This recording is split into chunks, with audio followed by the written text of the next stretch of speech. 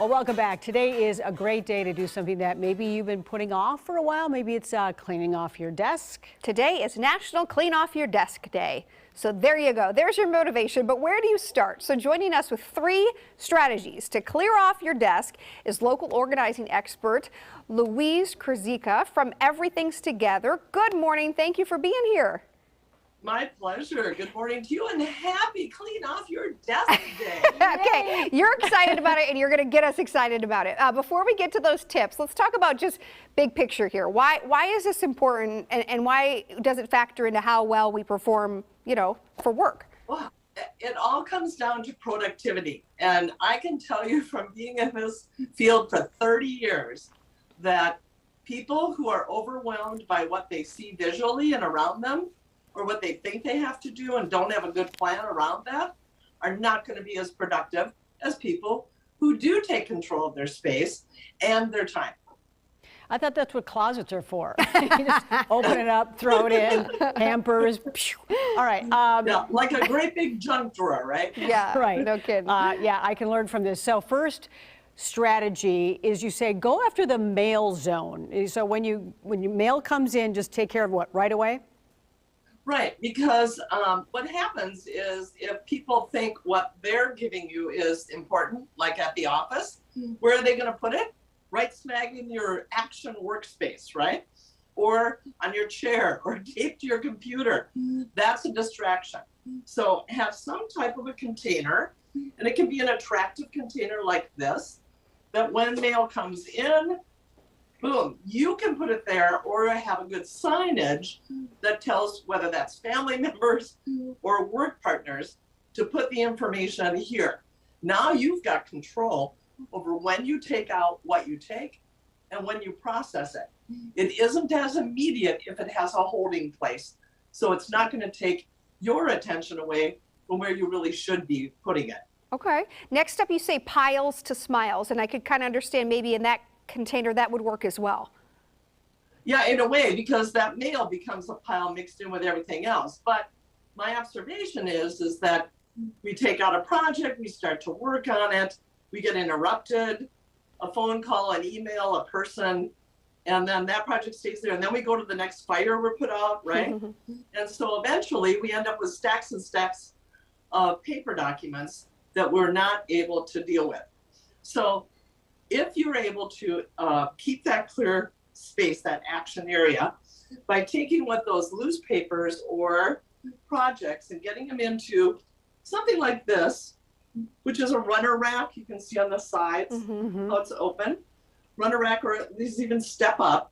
What works really nicely, you can label them for either an action or a project.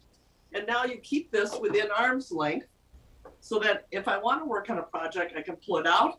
But if I get interrupted, I can close that folder, those active process papers, and put them back there. Because even though we're getting a lot of our material digitally and working on it digitally, there's still a lot of people who use paper in the process of a project or a task. Sure. Yeah.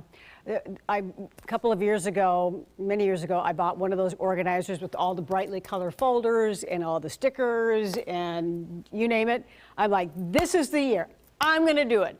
And I really had the very best of intentions, but it would have been helpful to have somebody who could help me how to get there. Like, where do you start? And it never happened. And I have no idea where that thing is. Well, you bring up a really good point, Alex, because not every system works for everybody, right? There is no perfect list. There is no perfect system in which to do this. Having help to create a system that works for you on the way that you process information, the way that you'll do your work, that's the key.